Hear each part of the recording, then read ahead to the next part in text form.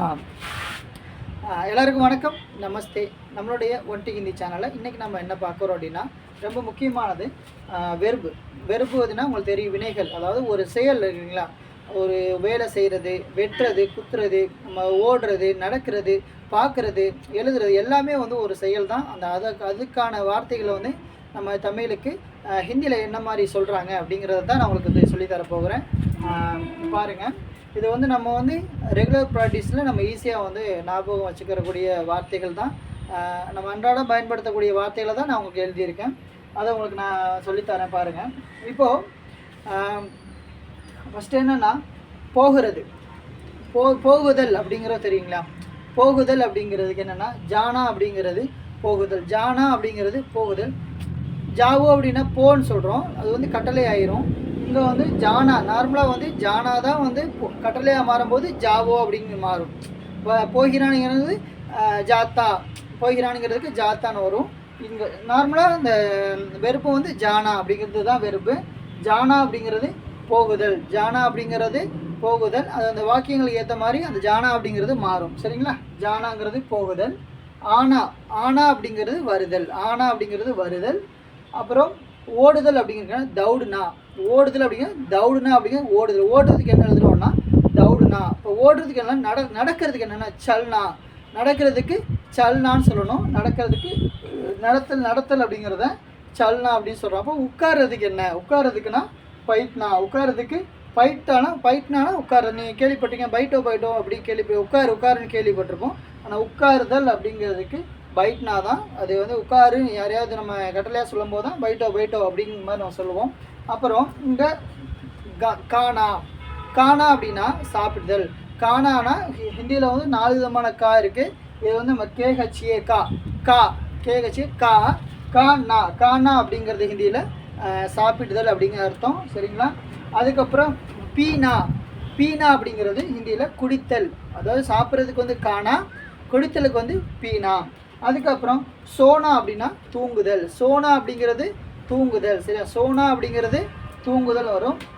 அப்போ எந்திரிச்சிடும் இல்லைங்களா, தூங்கி விழிச்சிடும் இல்லைங்களா, அதுக்கு என்னென்னா ஜாக்னா அப்படிங்கிறது விழிக்கிறது. ஜாக்னா அப்படிங்கிறது விழித்தல் தான் அங்கே வந்து ஜாக்னான்னு சொல்கிறோம். அதுக்கப்புறம் பட்டுனா அப்படின்னா இது படித்தல். நம்ம படிக்கிறோம் இல்லைங்களா, அதைத்தான் அங்கே வந்து பட்னான்னு சொல்கிறோம். படிக்கிறத இங்கே பட்னாங்கிறது சொல்கிறோம், படித்தல். அப்போ எழுதுறதுக்கு என்னென்னா எழுதுறதுக்கு லிக்னா அப்படிங்கிறது எழுதுறது வந்து லிக்னான்னு சொல்கிறோம். அப்புறம் பேசுதலுக்கு என்னென்னா போல்னா சொல்கிறோம். பேசுதலுக்கு போல்னான்னு சொல்கிறோம். நீங்கள் அந்த போல்னாங்கிறது வந்து பேசுதல். பேசு அப்படின்னா போலோ அப்படின்னு சொல்லுவாங்க இல்லையா, போலோன்னு சொல்கிறீங்களா, பேசு சொல்லு அப்படிங்கிறதான் வந்து போல்னா அப்படிங்கிறதுக்கு. அதுக்கப்புறம் இந்த பக்கம் தேக்னா அப்படிங்கிறது என்னென்னா பார்த்தல். நம்ம வந்து பார்க்குறோம் இல்லைங்களா, தேக்கோன்னு கேள்விப்பட்டிருப்பீங்க. தேக்கோனா பாருன்னு அர்த்தம். தேக்னா அப்படிங்கிறது பார்த்தல். அதுக்கப்புறம் கூத்துனா அப்படிங்கிறது ஒரு ஜம்ப் பண்ணுறோம் இல்லைங்களா, குதிக்கிறதா கூத்துனான்னு சொல்கிறோம். குதிக்கிறத வந்து நம்ம வந்து கூத்துனான்னு சொல்கிறோம். அதுக்கப்புறம் கேள்னா அப்படிங்கிறது விளையாடுதல். அந்த குழந்தைங்களை விளையாடு பற்றி பேசுகிறது எல்லாமே கேள்னான் தான் வரும். கேள்னானா விளையாடுதல். அதுக்கப்புறம் தயிர்னா அப்படிங்கிறது நீந்துதல். நீந்துதலை வந்து தயிர்னான்னு சொல்கிறோம். அதுக்கப்புறம் பறக்கிறாங்க இல்லைங்களா, பறக்கிறதுக்கு வந்து உட்னா. அதாவது பறத்தல் அப்படிங்கிறது உட்னா சொல்கிறாங்க. பறத்தலுக்கு வந்து உட்னான்னு சொல்கிறோம். அதுக்கப்புறம் கற்றுக்கொள்ளுதல்ங்கிறது என்னதுன்னா லேர்னா என்னென்னா சீக்னானா கற்றுக்கொள்ளுதல். லேர்ன் பண்ணுறதுங்கிறது கற்றுக்கொள்ளுதல்.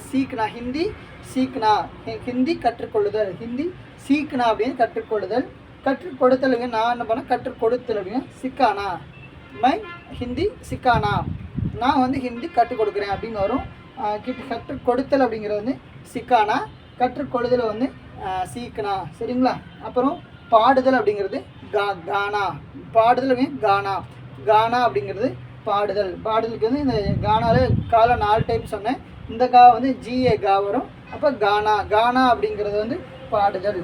சிரித்தல் அப்படிங்கிறத சிரிக்கிறோம் இல்லைங்களா, ஸ்மைல் பண்ணுறோம் இல்லைங்களா, சிரித்தல் அப்படிங்கிறது வந்து ஹன்ஸ்னா அப்படிங்கிறது சிரித்தல். ஹன்ஸ்னா அப்படிங்கிறது சிரித்தல். அதுக்கப்புறம் அழுதல் அப்படிங்கிறதுக்கு ரோனா, அழுகிறதுக்குன்னா ரோனா, அழுகிறதுக்கு வந்து ரோனான்னு சொல்கிறோம். இது என்னென்னா ஹிந்தியில் உள்ள வெர்பு. வெர்பு அப்படிங்கிறது இப்போ இந்த வினைகள்லாம் வந்து அப்படின்னா நம்ம அன்றாடம் வந்து பயன்படுத்துகிற வினைகள். இதை வந்து நீங்கள் வந்து ரெகுலராக நீங்கள் திருப்பி திருப்பி பார்க்கும்போது இது உங்களுக்கு ஞாபகங்கள் இருக்கும். இந்த வினைகள் தான் வந்து இடத்துக்கு ஏற்ற மாதிரி, அதாவது ஒரு கட்டளை வாக்கியமாக இருக்கும்போது வேறு மாதிரி மாறும், ஒரு பெர்சன்டென்ஸுக்கு வேறு மாதிரி மாறும், பாஸ்ட் டென்ஸுக்கு வேறு மாதிரி மாறும், ஃப்யூச்சருக்கு வேறு மாதிரி மாறும். இதுதான் வந்து அப்படியே சேஞ்ச் ஆகிட்டே இருக்கும். பட் இதுதான் வந்து உங்களுக்கு வந்து பேசிக்கு. இதை நீங்கள் தெரிஞ்சு வச்சுட்டிங்கன்னா உங்களுக்கு அந்த எந்த இடத்துல எந்த மாதிரி மாற்றங்கள் இருக்குது அப்படிங்கிறத நான் போகிற சென்டென்ஸ் வந்து சொல்லிக் கொடுக்கும்போது அதில் நான் யூஸ் பண்ணும்போது உங்களுக்கு ஈஸியாக வந்து உங்களுக்கு வந்து ஐடென்டிஃபை ஆகும். சரி, நம்ம அடுத்த குரூப்பில் பார்க்கலாம். Okay, thank you, bye bye.